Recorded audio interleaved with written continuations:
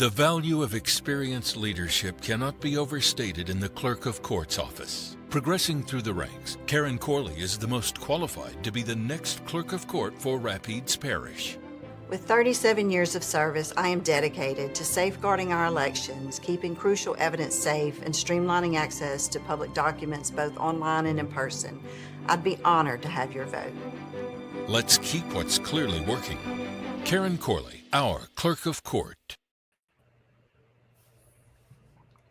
Welcome back to the Let's Talk show here on UrbanCast. I'm your host, Jack, and today we're honored to have with us two guests, Alexander Pafford, the Director of Operations for Louisiana, and Stephen Sutton, Public Information Officer representing Pafford Medical Services. Pafford has recently been selected by the Rapides Parish Ambulance Advisory Committee as the sole provider of ambulance services here in Rapides Parish, a testament to their dedication and expertise. Gentlemen, thank you for being here with us tonight. We are excited to learn a little bit more about Pafford and the Pafford community. Thank you for having us. We're so excited to be, talking with you today. All right. Super excited. We're looking forward to it and appreciate all the great engagement, the questions that have already been sent in. We look forward to sharing some time with you all. Thanks again, Jack, for having us on. Okay. If you guys could, Alex and Stephen, if you could begin by telling us a little bit about yourself and your roles over at Pafford, and for our viewers who may not be familiar with the company and the organization, and if you don't mind telling us a little bit about the history and the evolution, how things have transpired over at Pafford. So it's easiest to kind of start at the beginning. So I'll lead off. Pafford Ambulance, kind of as its entity in the marketplace, started in 1967 as a family-owned and operated ambulance service with a single ambulance in Magnolia, Arkansas. Over the years, we've developed and grown our footprint, developing almost all of the state of Arkansas and Oklahoma into the late 70s, 80s, and 90s. And in 1999, Pafford EMS entered Louisiana as an ambulance marketplace, providing emergency and non-emergency ambulance for the constituents of Lincoln, and then went on to Webster, Claiborne, Union, Morehouse, and Benville Parish. So today, I serve as the Director of Operations of Pafford EMS of Louisiana. And we take care of roughly 8 parishes in the state of Louisiana and operate in the ambulance segment, the wheelchair service segment, as well as rotor wing and fixed wing aircraft. So in the event you have a traumatic emergency, somebody needs to get to a trauma center as soon as possible, we have a helicopter, the ambulance, the fixed wing to get that person to specialized care as soon as possible. Now, Stephen, tell us a little bit about what you do. Well, I've been familiar with Pafford since about 2011 or 12. Flew in Clarksdale, Mississippi on Pafford Air One Delta for several years, served as the Director of Clinical Services, and currently serve as the Public Information Officer for the company as well. So I'm a board certified flight paramedic, a board certified critical care paramedic. I'm a pediatric neonatal critical care transport paramedic, certified medical transport executive, and several other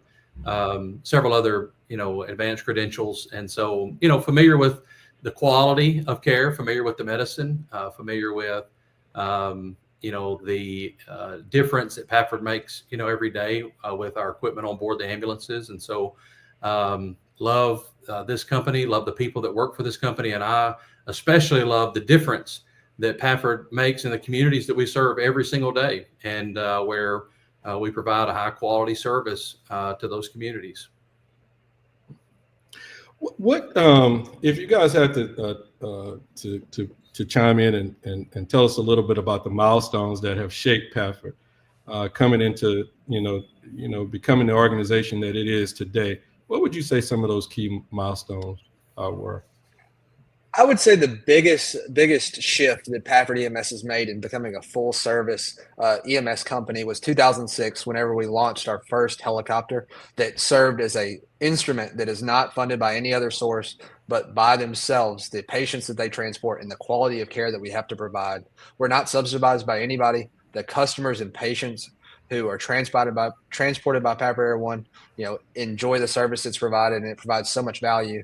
That was a cornerstone of us exiting the traditional market in which we'd always been an emergency and non-emergency ambulance service into a full service vendor. So whenever we look at places like Rapides Parish, or we look in places like Ouachita, or Jackson, Mississippi, Gulfport, Mississippi, it's instrumental to kind of have a one phone call, one number. Whenever you call, think of 911 or think of the Pafford dispatch line, that I can take care of any issue that you have, whether it's any emergency medical need, whether that's going to a doctor's appointment or say half of your body, you get in a traumatic incident and you're needing reconstructive surgery.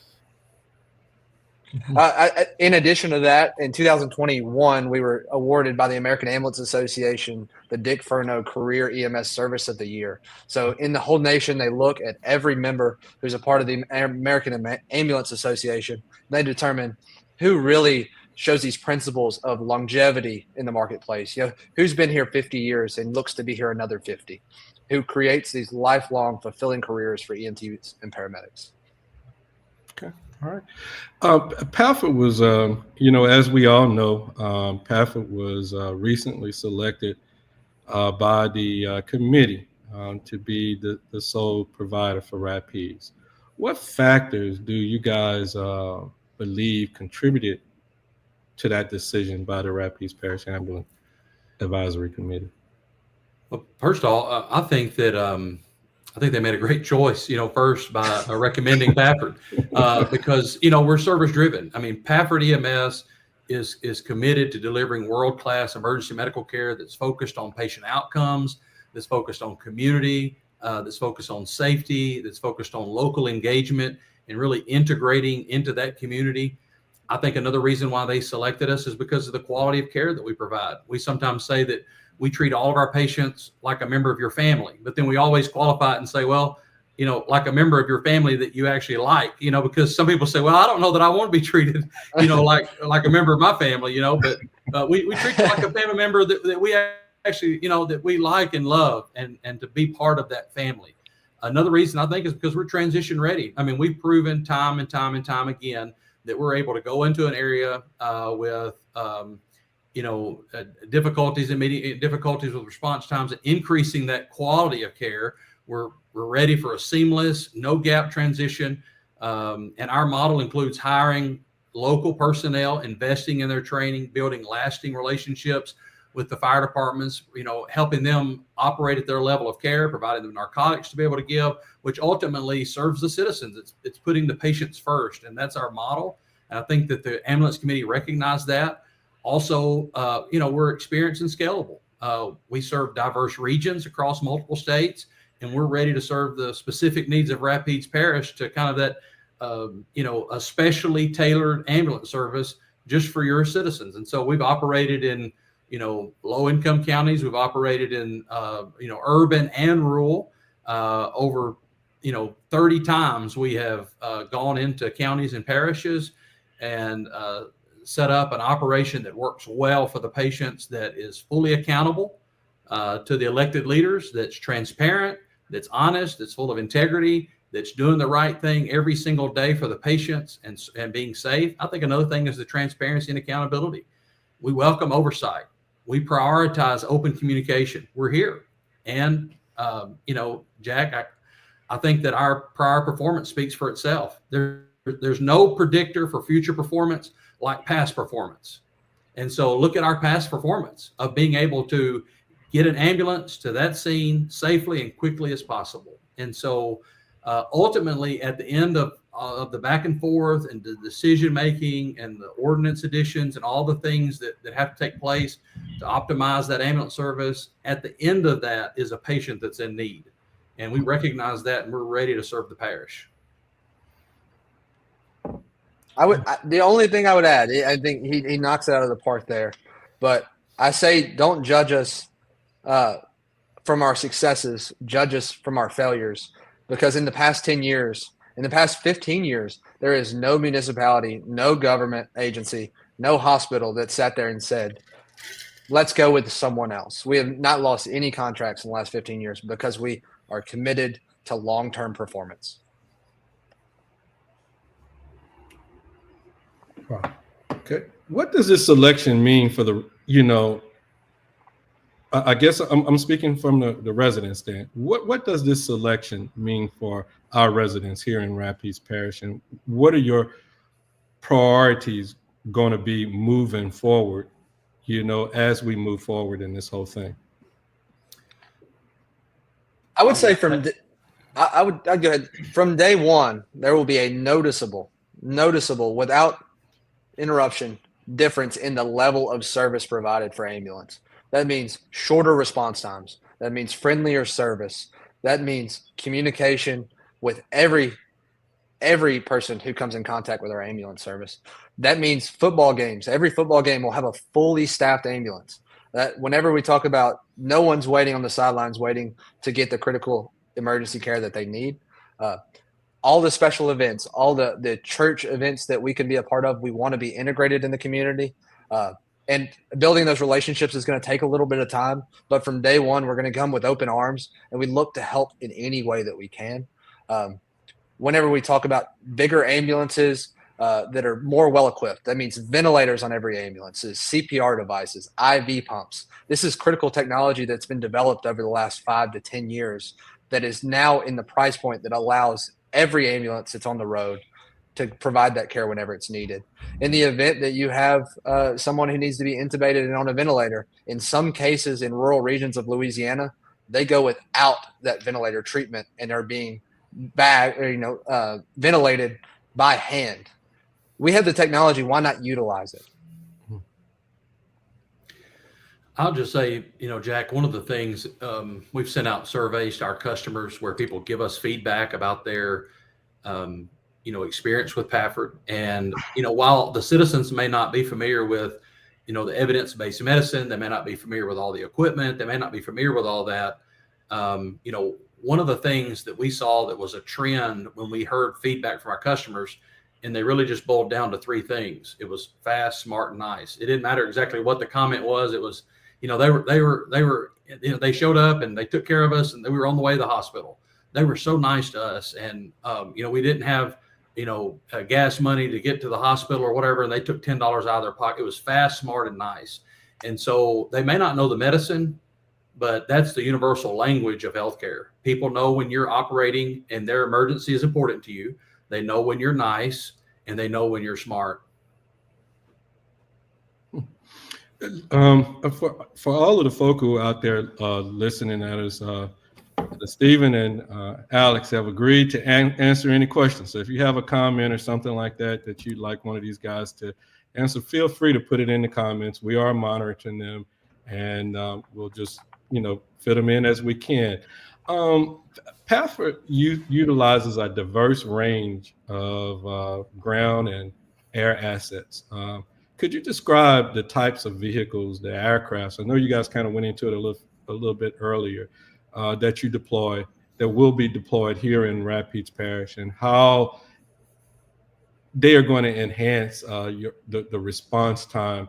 Which when we're looking at the comments out there on when we're covering this thing called the ambulance issue here, response time has been one of those things that have been, constantly brought up. So, Steve? Sure. I'm glad to talk about that. One of the things that I think is important is reliability. We got 23 new ambulances ready to go. Your emergency, while things may happen, 300, 400,000 mile ambulances are not frontline ambulances to serve the emergency priority 1 needs of a parish. And so, that reliability of our ambulances is super important. So we use, a van, box type ambulance where there's plenty of room in the back. If the firemen, want to go in with us, or if they want to help us with procedures or whatever, they're welcome to do that. There's plenty of room. One of the assets that we deploy in the air model is our Bell 407 that is extremely reliable, safe, and fast. And there's plenty of room, and it's a great platform to use in the air medical space. We're not the first ones to use it. It's a very common platform in terms of safety, and so that air asset we plan to locate it at the Pineville Airport. And so not only does that asset, will that asset be in the parish, but also Natchez and Ruston, or also meet that RFP requirement in terms of proximity to the parish to be able to call in that those additional air resources should they be necessary. And so those are just a couple of things that that come to my mind in terms of that deployment model. One of the a question that came in over here on a text: Are all of your medics CCT? So whenever we talk about critical care paramedicine, there's a big differentiator. Critical care technology. Whenever we talk about the Louisiana state scope of practice for paramedics, there is so much that a standard paramedic is allowed to operate and utilize as long as they have the proper training. All paramedics that work for Pafford EMS are trained to a minimum standard of ventilator management. They're trained to, they understand how to operate an IV pump. There is nothing that is in the scope of practice for paramedics. In the standard, there is a segment that is credentialed above the paramedic standard of care in the state of Louisiana. That's whole blood. Whenever you're talking about some of those things, that is an additional level in which we call paramedic 2. That goes through a boot camp process that they go through other nationally registered paramedics and flight paramedics that they would go through and make a determination on that person is clinically competent to operate at the highest level possible as a flight paramedic. So at the start, all paramedics will be trained to the Pafford standard, which is ventilator management, IV pumps, every narcotic that's allowed in the scope of practice in the state of Louisiana that's under our protocol guidelines. How do you guys ensure that these assets are maintained and ready for immediate deployment in emergency? We've got, every morning, Jack, in the morning, our crews go out, check off their ambulances, go through all their equipment, make sure their batteries and their cardiac monitors are functional. We go through a rigorous preventative maintenance program, where those items are gone through rigorous testing once a year by people in the biomedical industry that are certified on those particular pieces of equipment to ensure that they're ready to go. What you don't need in an emergency is a failure.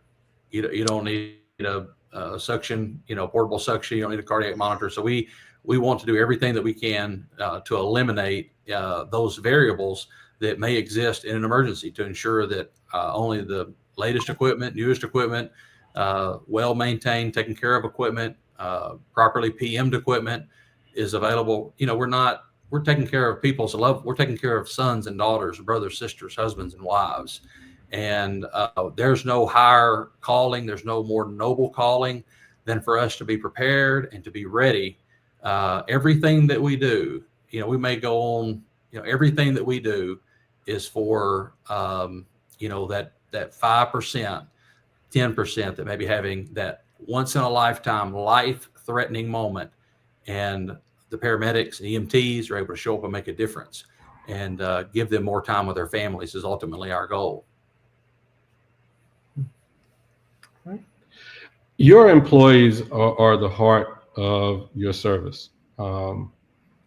What benefits and support systems are in place to ensure, their well-being, especially given the demanding nature of first responders? And, I say first responders, but we will specifically talking about, ambulance personnel. So it's a multi-tiered approach to employee wellness, because we talk about acute risk to EMTs and paramedics. That's talking about, how long have you been working leading up to, your current shift? Are you well rested? Is it safe to operate the vehicle? And that's a question that's not asked nearly enough in our industry, because if our EMTs and paramedics aren't safe to operate the vehicle, we need to make sure our patients are going to get there as well. We care about everyone who's involved in this. And if we can prevent an accident, we care about everyone's well-being. And we're thinking in a much longer term vision. If you think more of employee benefits, we offer 401k, dental, vision, any kind of traditional benefit that any modern day employer would have. We do peer-to-peer resources in the event that you have some kind of critical incident that allows you to have emotional support, instances in which we need financial support. We can sit there and connect them with a counselor, financial advisor. We also have our kind of a mentorship program, and our shift supervisors are well aware of kind of the risk and risk factors. Everyone who's involved in our organization has worked on the ambulance, is kind of played an active role to understand what our employees go through on a day-to-day basis, and are actively engaged in the environment. They're working scheduled shifts. Just this past Tuesday I was on the ambulance. We had both my manager on there just to make sure that everybody knew that we're helping out. Not that we needed an extra ambulance in the system, but we wanted to sit there and see everybody and make sure everybody knows that we're a part of it. We care, and we get to see some patients, which is always a great part. But there's just a multitude of benefits that are offered, both financial, both in health benefits, acute. Making sure that every driver, in the event that they're too tired, gets a mandatory 4-hour rest. There's no questions asked. They say, "Hey, I'm not feeling like myself. I'm a little too tired." At that moment, let's talk to a supervisor. They get a mandatory 4 hours. In the event that it's abused several times, say every time you come on shift, you sit there and you say, "Well, I need downtime. You make an assessment. Hey, is something else going on that we might need to address? Therefore, that you can work your scheduled shift." Kind of an emotional checkup on those employees, but a safety net to ensure that no one operates the vehicle that shouldn't be.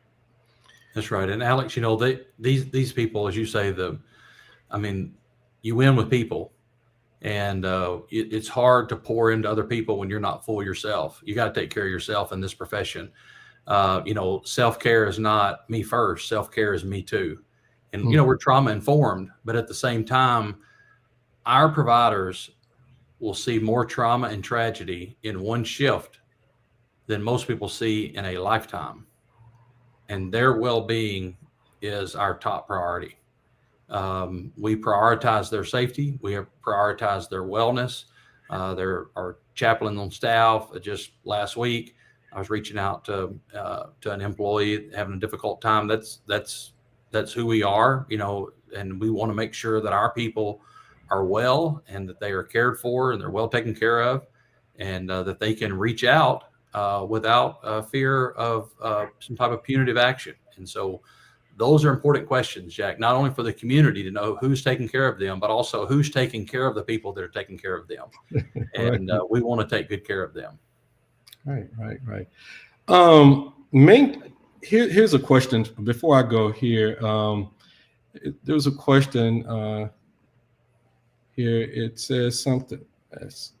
Just a quick question for Pafford. Will Pafford establish additional substations throughout the parish to increase response time? Yes. So that's a big question that's been asked several times. In order to meet the response time requirements set forth in the RFP process, there's going to have to be a multitude of substations throughout Rapides Parish. And we look to utilize some of the fire stations in some instances, and then the acquisition of our own buildings in order to have well-equipped facilities for our employees to ensure that we have equitable coverage across the whole parish. We know that most of the ambulance calls come from Alexandria and Rapides, but that does not mean the outerlying areas should not get the same level of quality service. Okay, and there was another question about out of the 23 ambulances that you guys mentioned earlier, how many will be operating every day of that 23? So at a minimum standard, at any point in the day, we will operate 12 ambulances within Rapides Parish.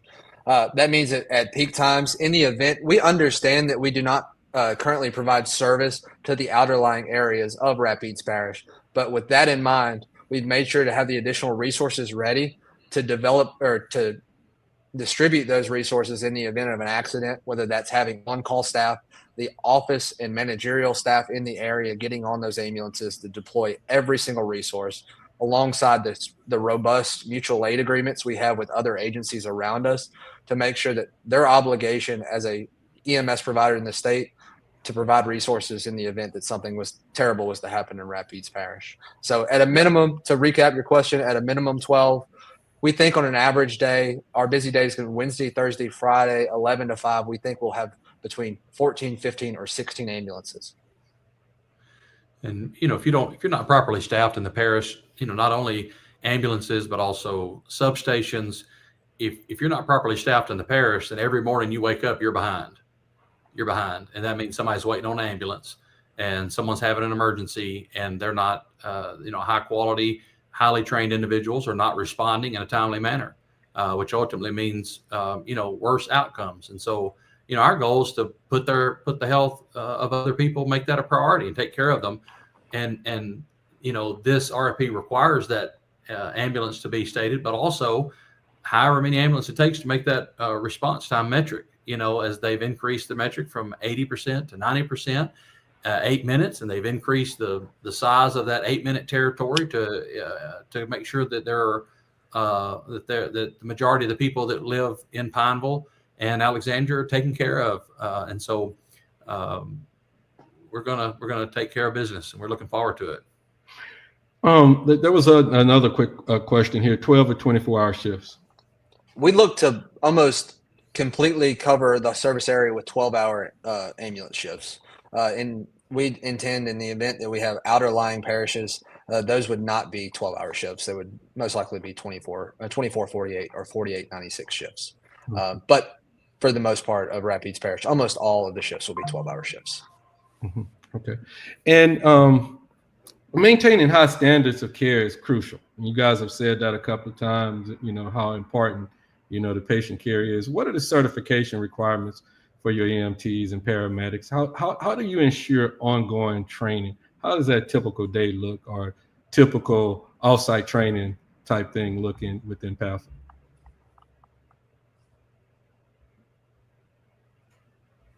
Good, Alex. Oh, you want me to? Can you hear me? Yeah, go ahead. Yeah, sure. yeah. Whenever we talk, sorry, I apologize. Whenever we talk about the training process, the state of Louisiana, alongside the national NREMT, which is National Registry of Emergency Medical Technicians, has a rigorous recertification schedule. But every month we provide educational resources through our education programs for our employees, alongside people who might be outside of our organization, to make sure that there's continuing education along with initial education for people at the EMT level. There's a 40-hour a year minimum of continuing education that must be completed at the EMT level. And at every level going forward, it gets more rigorous. But we like to provide all of that training that we can in-house. In the event that somebody might want to go to a course that's not in-house, we would provide the resources on a scholarship basis. Some courses are more expensive, some are more affordable, and determine, hey, is this a passion of you? Is this a specialty that you look to, look into? And if they say, yes, this is something I'm really interested in, we would provide a scholarship for them to go to that program that's outside of our agency. Okay. All right. There was a question. Will you be, they starting to come in now, I got to try to keep up with them. Will you be sending BLS units on to 911 calls? We never have the intention of sending a BLS level unit to a 911 call. That's not saying that it's an absolute. In the event that we have a transfer ambulance that's 7 to 8 minutes closer to a 911 emergency, we're not going to delay care. We're going to send that ALS ambulance, but that BLS ambulance is sitting right there that can render that life-saving care. Not every call is ALS, but every emergency call in Rapides Parish will be responded to with an ALS level ambulance. We don't intend to ever station BLS level ambulances outside of the transfer hubs of both the hospitals. But it's so important to understand that those BLS transfers out of the hospital tie up those ALS resources if they're not there.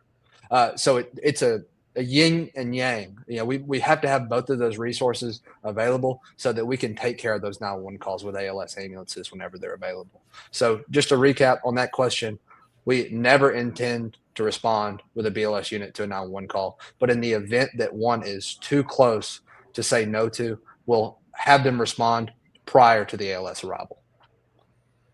Okay. All right. Just as a quick reminder here, we're going to jump. Let's see, just make sure everything is okay here.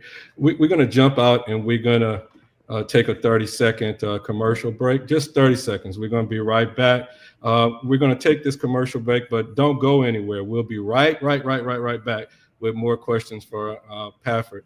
And for those of you guys who are putting the questions out there in the comment area, Keep them coming. We'll be right back. We got Pafford here. Your questions are more important than my questions. So, I'm just trying to facilitate some dialogue here. So we're definitely going to try to get to your questions, but we'll be right back. But before I go to that 30-second break, I definitely want to say a big shout out to Sadler's Towings, Long's Product, and Legendary Kung Fu and Tai Chi for their support. Stay tuned, guys. The value of experienced leadership cannot be overstated in the Clerk of Court's office. Progressing through the ranks, Karen Corley is the most qualified to be the next Clerk of Court for Rapides Parish. With 37 years of service, I am dedicated to safeguarding our elections, keeping crucial evidence safe, and streamlining access to public documents both online and in person. I'd be honored to have your vote. Let's keep what's clearly working. Karen Corley, our Clerk of Court. Okay, we're back. There was a couple of questions out here. Here it is right there. He mentioned relying on mutual aid. How far will Pafford's closest units be outside of the parish? The closest available unit outside of Rapides Parish is our ambulances in Ruston. But that's not something that we're hiding. That we clearly understand we can't have ambulances somewhere that we're not contracted. And so we're going to have a lot of those additional resources in Rapides Parish available to be responding. Because if an emergency happens in Rapides Parish, it's important to understand that we're not going to sacrifice the rest of our emergency response territory to kind of slaughter the herd to deal with one gut. We want to have all the resources available to sit there and manage an emergency locally. And we have close relationships with all of the emergency agencies in Central Louisiana. And the key, I think, is the key I know is for Rapides Parish to be fully staffed from the beginning so that you don't have to pull resources from other parishes. And so, if we're appropriately staffed, if you're understaffed, not running enough ambulances, then you're going to have a mass casualty incident in the parish every single day. And so our goal is to have enough ambulances, enough personnel to be able to handle the needs of the parish. Now, oftentimes we talk about mutual aid and, if you have, in this group of maybe counties or parishes, but then you have resources around, well, then if you're pulling those resources every single day to come into Rapides Parish, then you're taking resources from that other parish.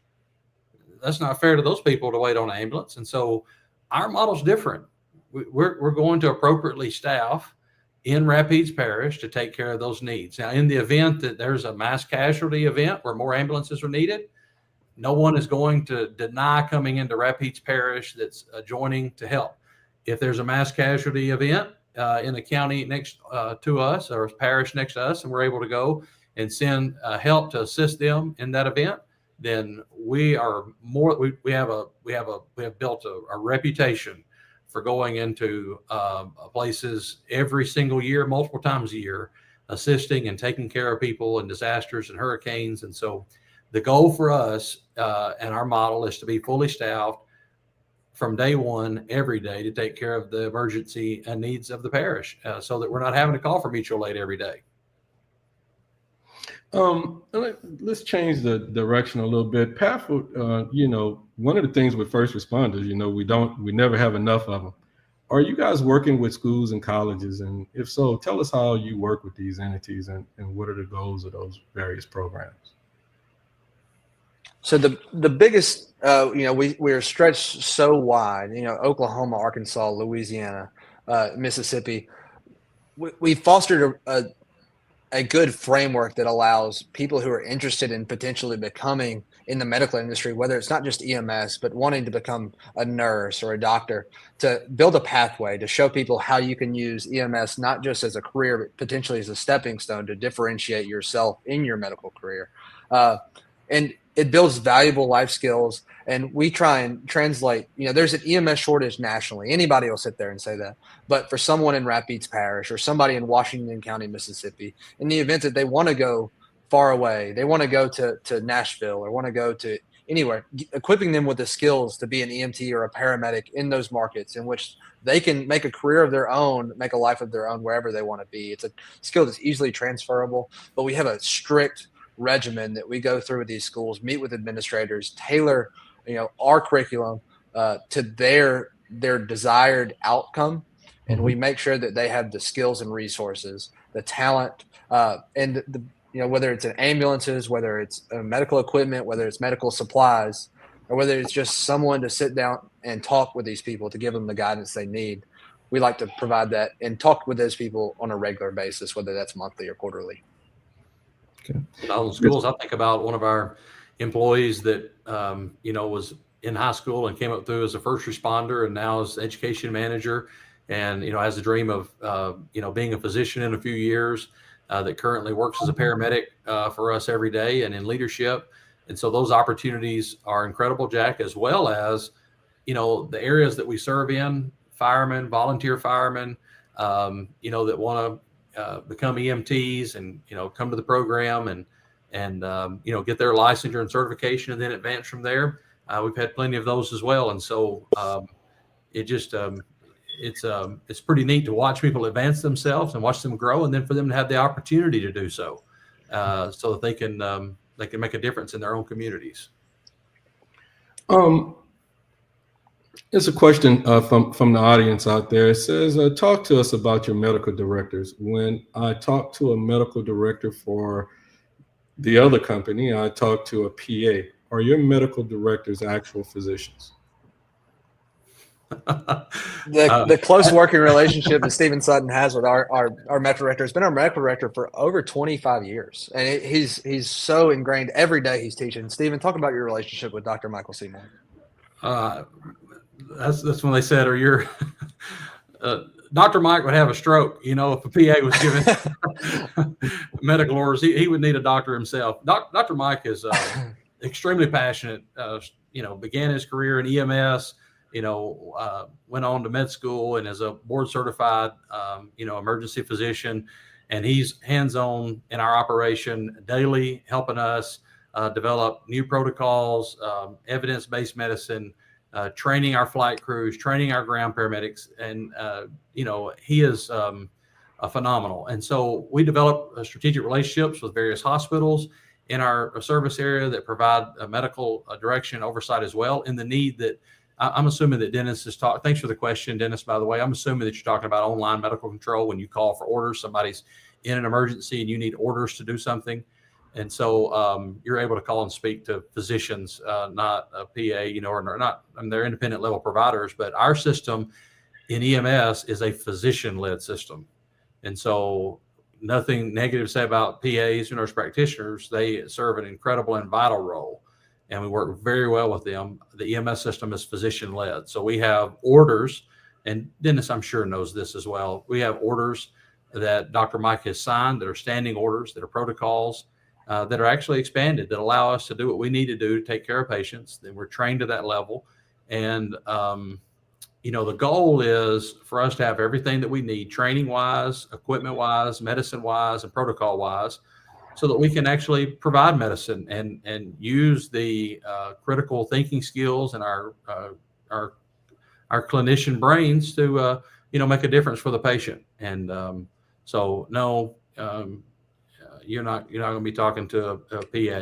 Your medical direction will come from a physician. And okay, how do you guys plan to help with burnout? I received this question here probably 8 times through direct messages. And so I see it here. So Devin, you're not the only one that asked this question. Rapides Parish is extremely busy, an extremely busy area with 911 emergency scheduled transports and inter-facility transport. Sure. And that's a great question, Devin. And one of the ways that you can help prevent burnout is trying to intersect your passion with purpose. And compassion fatigue is also an issue in this profession, where extremely long hours or hours that are too long. We want to compensate our people well so that they can work their hours. They can go home and be mom and dad, grandma and granddad, brother and sister, so that they can be well at home. I want you to give 100% at work. And then we don't want your family to have the leftovers. And so burnout is a very real problem. Being a trauma-informed organization, all of the resources that Alex mentioned earlier, and having leaders that get it. I mean, the leaders at Pafford have been in the trenches. We know what it's like. We know what a bad day at work feels like, and we know what we needed to get through that bad day. We know the support that we needed. One of the things that Devin, that I just would speak personally to is 70% of employees come to work with some type of pain. All employees, whether it's neurotic pain, whether it's emotional pain, maybe it's intra-family pain, inter-family pain, mama's not getting along with dad, mom and son, or dad and daughter are not getting along. There's emotional pain. And so how do we address the pain of our employees? How do we address the pain of our friends? And the way that we address it is right here. It's by listening. It's when someone says, Stephen, I'm having a really bad day. I don't say, oh, let me tell you about my bad day. That's not how you address the pain of other people. You sit down and you say, Devin, I have the time to listen. I care. And and being able to listen and help your staff and your employees work through some of those issues that they face. And so some of our 70% now, 70% are showing up already carrying a heavy load. And so it's extremely important for us to provide a workplace culture that's healthy, that supports the growth of employees, where the clinical wins of our employees are recognized and celebrated in a big way. We love to celebrate our wins and celebrate our employees. And we believe that, we're not talking about a pizza party once a year. We're talking about real awards for real work, and where you feel celebrated and appreciated for the outstanding job that you do, making a difference in the lives of other people every single day. And so all of us have been there. We've had blue Mondays. We've had difficult days. And you know what? You have that bad call, and maybe you just need a minute to decompress. And unfortunately, in this line of work, you don't know what's coming next. And so you may need a break. You may need a minute to recompose and to go get some fresh air and just have a minute, because that next call could be really, really, really bad.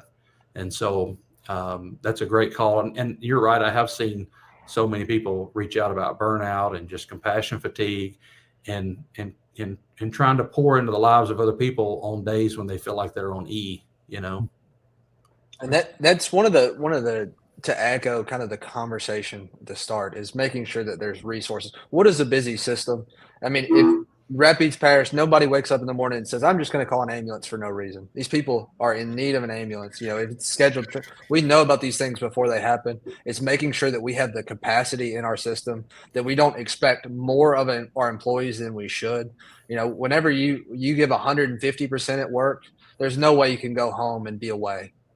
So it's making sure that there's excess capacity to make sure that every person that works for us, we have a personal relationship, and we understand, how we can sit there and be a part of their lives, separate from their personal lives, but how we can help and how we can be a part to make their life a success.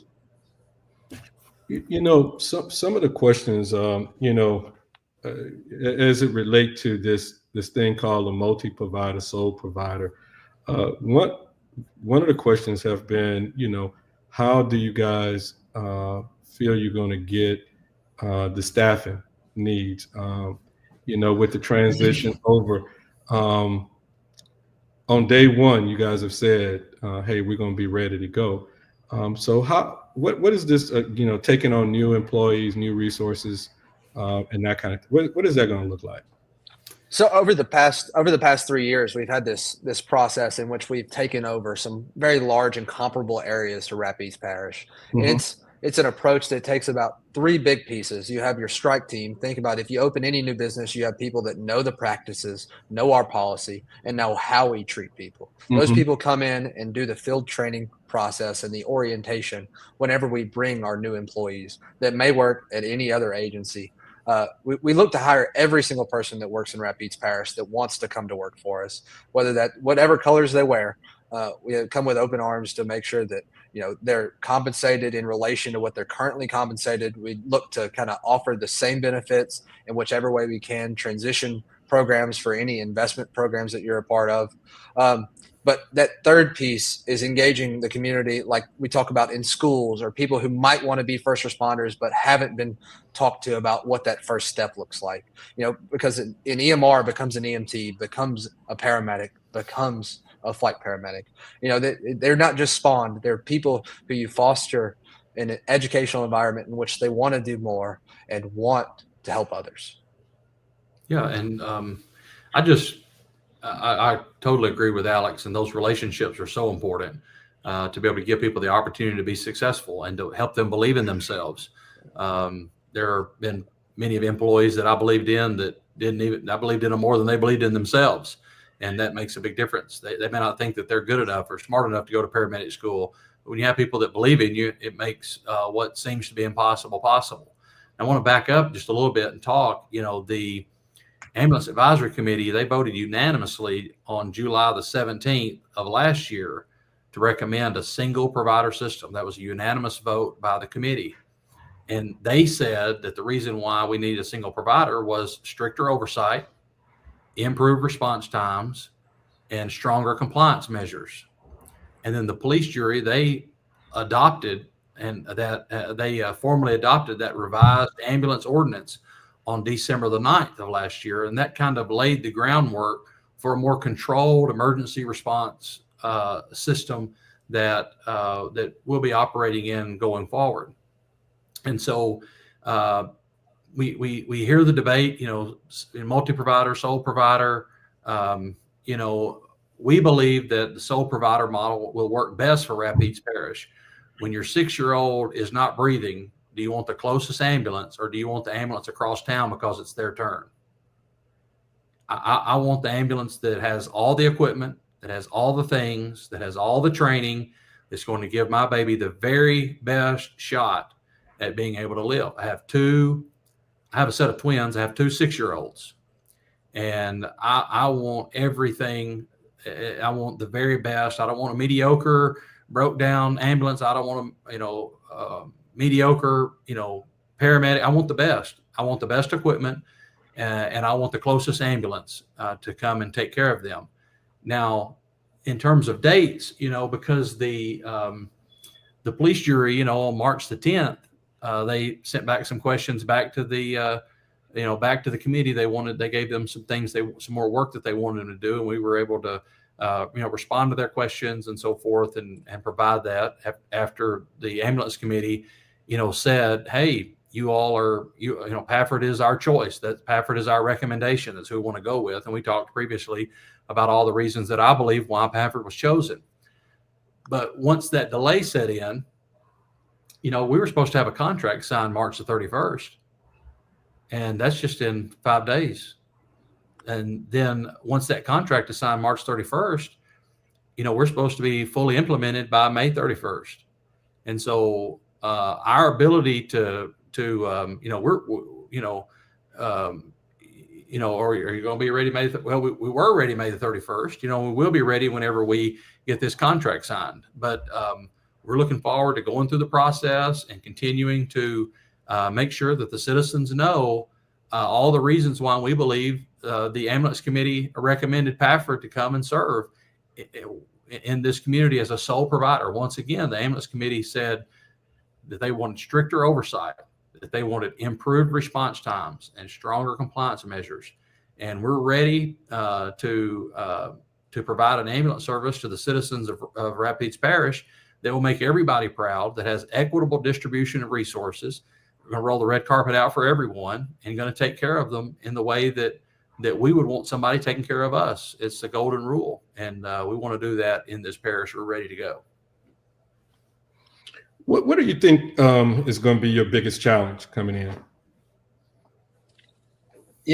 I would say the biggest challenge with Rapides Parish is the response time measures that are set forth. This is every conversation. You talk about ambulance and Rapides Parish in the same sentence. It's response times. And I just want to go out and say long response times are not baked in. yes, we can have one that's a little longer than average because, the average is the longs and the shorts. But whenever our expectation is that we're just going to have long ones, we get in the wrong mindset. We want to improve continually. We want to decrease response times. But the benchmark is set really high from every municipality. I work with municipalities across the United States and setting these response time standards. This is a high bar. We can perform. We know that we have the track record. We know that we can do it. But, if you're shooting for 100, it's hard to make 101. And so we look to provide the resources from day one, having as many ambulances as we could potentially need to make sure that we hit that number from the day. We want 100% response time compliance. That means every month, within that 8-minute zone, 90% of the time, an ambulance will be there with tighter exclusions. Sometimes an ambulance does get caught behind a train. Sometimes something happens, but every single time, whenever someone's 6-year-old daughter or son is in need, they don't want to hear about the train that stopped the ambulance. They want better service whenever 911 is called. And so making sure that every exception is gone in front of the ambulance advisory committee, and we have to answer for any instance in which we say it wasn't us, it was somebody else, because we are solely responsible for the ambulance service that's provided to Rapides Parish, and we take that responsibility very, very heavily. Yeah, we're not interested in making excuses. Some people say, well, the reason why we can't find anybody to work, is because of COVID. Well, COVID was 5 years ago this month. And well, the reason why we, 40 minutes late is because there was a train.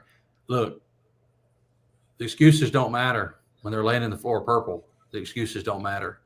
And we have to perform, and we got to take care of business. This is somebody's life that's on the line. And so we're fully committed to providing that emergency service to the citizens of Rapides Parish, regardless of their ability to pay. That's the whole premise of public safety. It's not just the rich people that get an ambulance. It's not just the people that can afford it. It's not just the people that have a job. It is a service that's provided to everyone, whether they're rich, poor, red, yellow, black, white, employed, unemployed, whether they're having the best day of their life or whether they have fallen on hard times. They need a compassionate and a competent pre-hospital provider to take care of them. And we're going to do that. We're going to honor what we call the Pafford Promise and live out our mission and our vision in Rapides Parish with the help of this community. And we're going to make it happen. There was one question I hear. They talked about the idea you guys have been growing, and one person, will Pafford have the financial resources to continue to appropriately be able to expand right on into the Rapides Parish footprint? See, I'm not saying that Rapides Parish is a small piece, because in our Louisiana business, it is a large expansion. But whenever you look at the footprint of Pafford EMS in the 57 years of proven service, we would never do anything that would even consider to give us some financial trouble. We're very financially stable. We have all of the assets tomorrow to go take care of this in cash if we wanted to. But we look to be, good. The Bible tells us to be good stewards with our money and to invest the treasures that are given to us. And we look to invest and give every constituent of Rapides Parish the highest quality care, the highest quality equipment that we possibly can.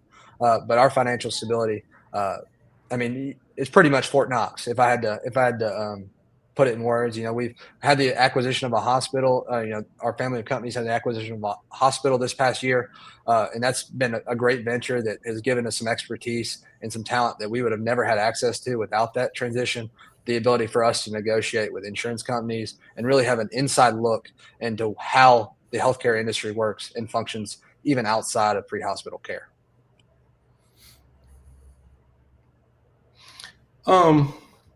They have that financial stability from straight from a Pafford's mouth. If anyone knows whether or not they have the financial ability to put up some ambulances in Rapides Parish, it would be a Pafford. And so we're not looking to come to Rapides Parish to fail.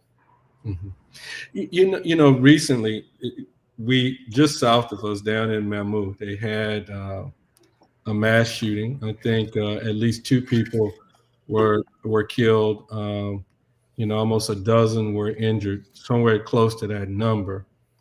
In the event something like that were to happen here in Alexandria, how would something like something that's out of the unusual be managed? Sure. I'm glad to speak, Alex. You can pick Go up ahead. if you'd like, but I mean, there's two highly trained providers on every ambulance. Minimum of 12 ambulances. You got 24 people that can take care of patients. And then once you're at a mass casualty, the goal is not to scoop up everybody as quickly as possible and then move the mass casualty to the hospital, to the ER, and overwhelm their resources. The goal is to figure out, okay, who's most critical here? Who needs to go to the hospital right now? Who's our red patients? Who's our yellow patients? Who's our green patients that can be delayed, and systematically work through that in order to make sure that the patients that are the most critical receive that those critical resources and access to that resource first. And so just from a medical standpoint, that's how you work through those situations. And then Alex, I'll let you speak to the other resources.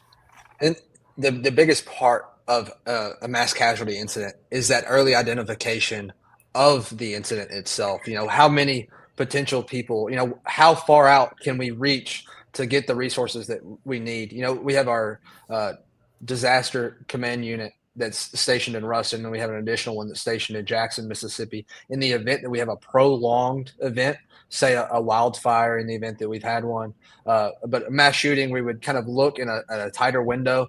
We'd go through the triage processes that we have through our medical direction, and make a determination of how far do we need to go, what resources do we have available to us, the establishment of incident command as soon as possible, and then a single source of truth, someone who is making direct and objective decisions to make sure that those patients that are in need of emergency care get it in a timely manner.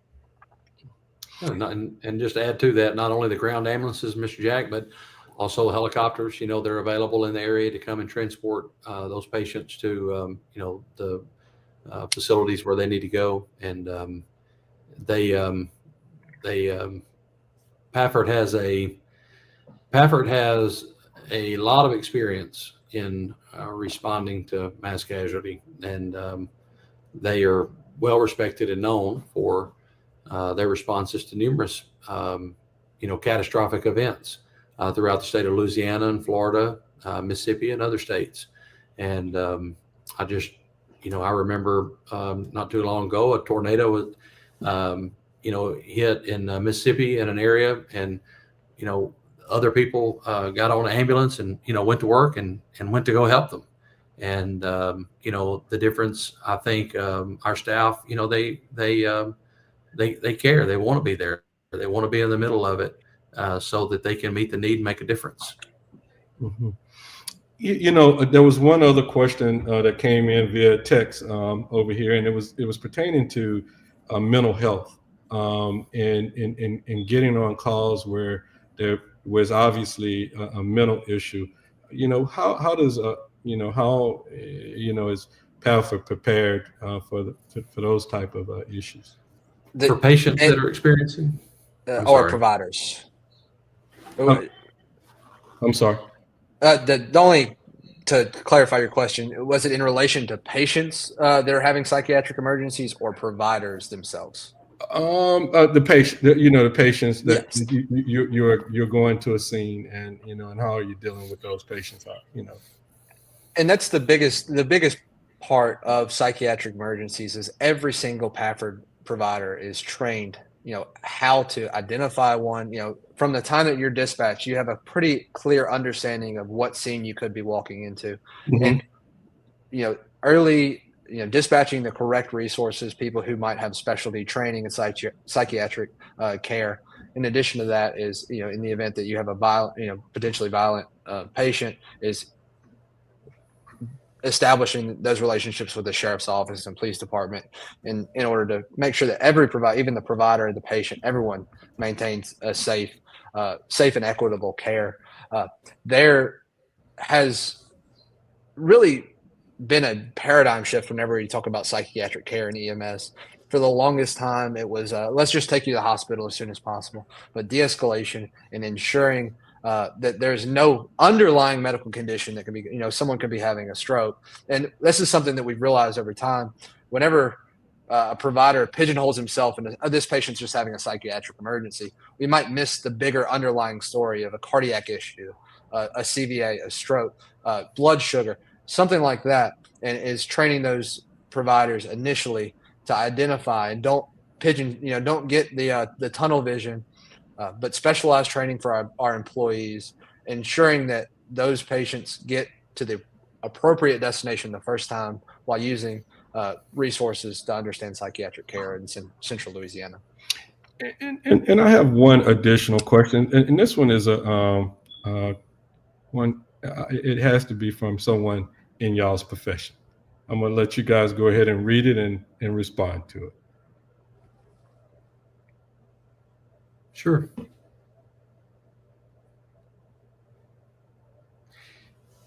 Yeah, thank you, Dustin. For sure, not even speaking to locally, just saying in general that patients when they call 911, they expect to have the best, and we take that seriously in terms of quality and equipment and training, and certainly we want to hire you all. And I do not. In fact, in our conversation, we've tried to make sure that we have recognize the difficult work that EMTs and paramedics do every day, and to recognize the difficulties that that people face in this profession. And so I certainly believe that Rapides Parish has competent and qualified paramedics and EMTs caring for the people of Rapides Parish. And some of the things that we've talked about in terms of the ambulance committee and what they're wanting in terms of a sole provider and so forth are, quite frankly, outside the hands of the providers. And so as leaders, it's our responsibility to design a system that works and to design a system that's successful in order to meet those response times. Oftentimes, the staff are doing all that they can do, and you're not in control of understaffing. You're not in control of things that may happen in an operation that, as I mentioned, are beyond your control. And so you all are controlling the controllables, delivering the very best care that you can, and we get that, and we look forward to meeting you and working with you. You can only take care of one patient at a time, and if there's not enough providers in the environment, it's hard to sit there and just focus on what's right in front of you. And you have to every time, but just making sure that there's enough capacity so that every patient that you come in contact with has that 6-star experience, as I like to say, making sure that they are given the time and effort that they deserve.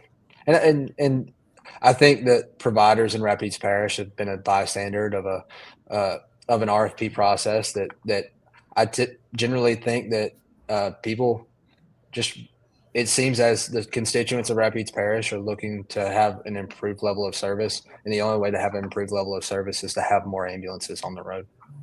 That's right. Nothing changes when nothing changes. And some of those changes are necessary in order to increase the service. And so, our approach, combines that advanced care with local roots. It's personalized service with a strong emphasis on transparency and responsiveness, also availability. And, when there is a problem, it's being able to get in touch with somebody that can fix it and not making excuses. And so also addressing another part of your question is, the curriculum and the standards for EMT and paramedic, are set nationally. And so, EMTs and paramedics are highly trained pre-hospital professionals. For those that are listening and not in the profession, EMTs, paramedics, flight nurses, are highly trained as entry-level providers. And so their skill levels and their competencies are awesome. What our model is, what we want to do is take those providers and grow them and provide them with even more resources, even more training, even more education to help them to be better, because better is always better. It's always better. And so, I came to Pafford with, I was a board certified flight paramedic, and I was challenged to be better. I went to critical care school at Vanderbilt. And, I sometimes tell people that wasn't good enough. One of the leaders challenged me and said, Stephen, you need to be a board certified critical care paramedic. And so, I began studying to be a board certified critical care paramedic. He's like, you still can do more. So I went back to Baltimore to become a pediatric neonatal critical care transport paramedic, because better is better. And I never, ever, Dustin, would have taken on any of those challenges without the leadership of Pafford EMS believing in me and seeing something in myself that I couldn't even see. And so I'm forever grateful for that. And I mean, better is better. And I appreciate the challenge and the throwdown that they gave to me to stretch myself out a little bit, and to see if I could provide a higher level of service myself. It's interesting, that question was asked, because I've talked to tons of firemen in the community, and when you talk to the firemen, they, and the other folk in the ambulance community, it's never questioning the ability of the guys and ladies that are out there on the trucks on a day-to-day basis. And I may chop it up a little bit, guys. I may not use your jargon and that kind of thing. But on the same token, what I constantly hear it's always a resource issue, not a training issue, or the lack of will of the guys that are the EMTs, EMSs, and what have you, that we currently have in the community. So, and I think the leadership in those areas, they say the same thing. And so, that's a good thing. So, for all of the, first responders out there, the folk who are working on the ambulance, the firemen, the policemen that are out there doing what the majority of us can't even imagine what's going on out there. We definitely like to always say thank you for what you're doing. And because, we're at home in our little beds and, somewhere safe and everything. And you guys out there freezing and all that kind of good stuff. And so we certainly want to say thank you for what all of you guys do. Alex, Stephen, y'all have anything to say before we get ready to get out of here? The first thing I just want to go through and talk about how much I appreciate having the opportunity to kind of go and talk about our story and what we look to offer and provide for Rapides Parish in the event that the Ambulance Advisory Committee recommends us to provide ambulance service again to the police jury.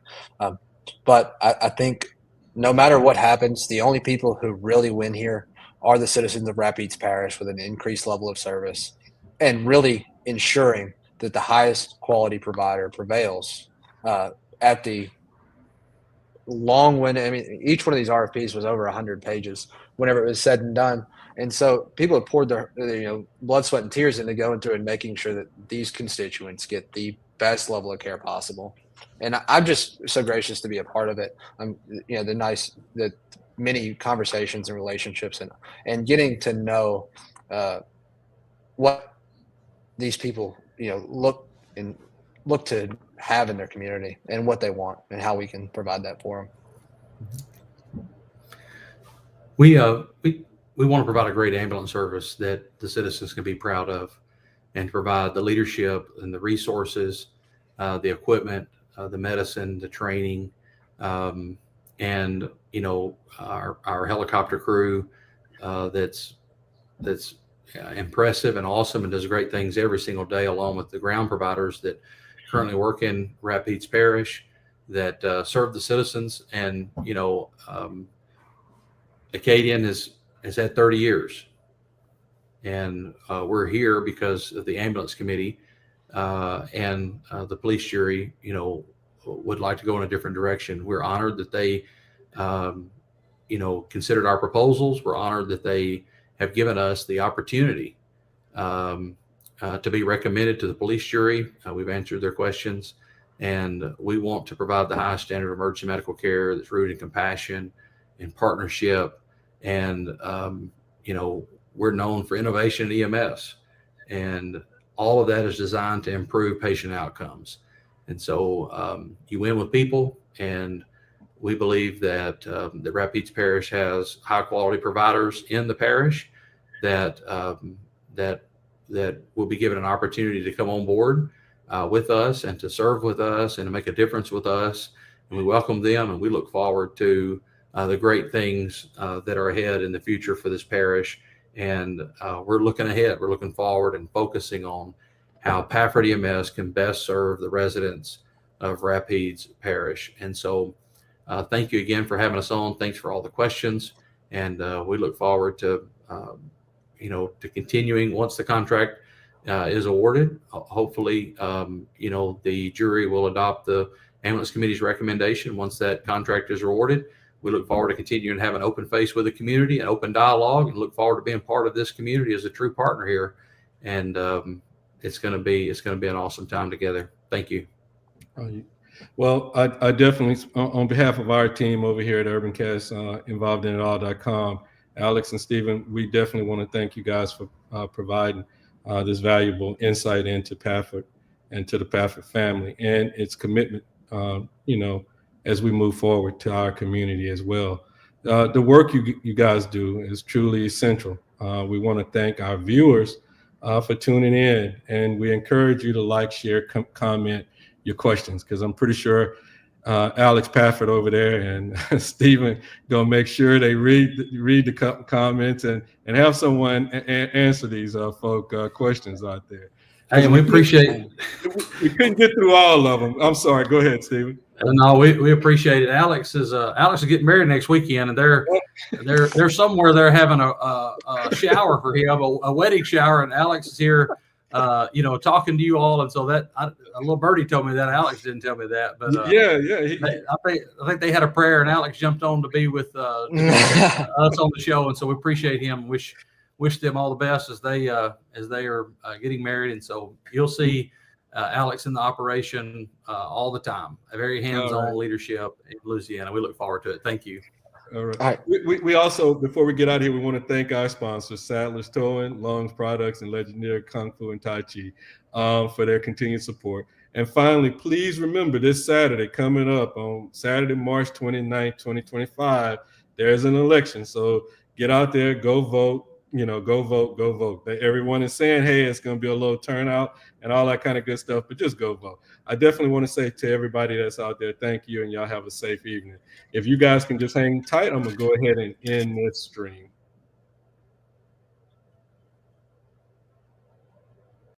The value of experienced leadership cannot be overstated in the Clerk of Court's office. Progressing through the ranks, Karen Corley is the most qualified to be the next Clerk of Court for Rapides Parish.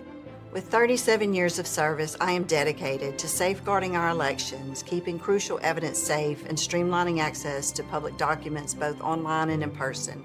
I'd be honored to have your vote. Let's keep what's clearly working. Karen Corley, our Clerk of Court.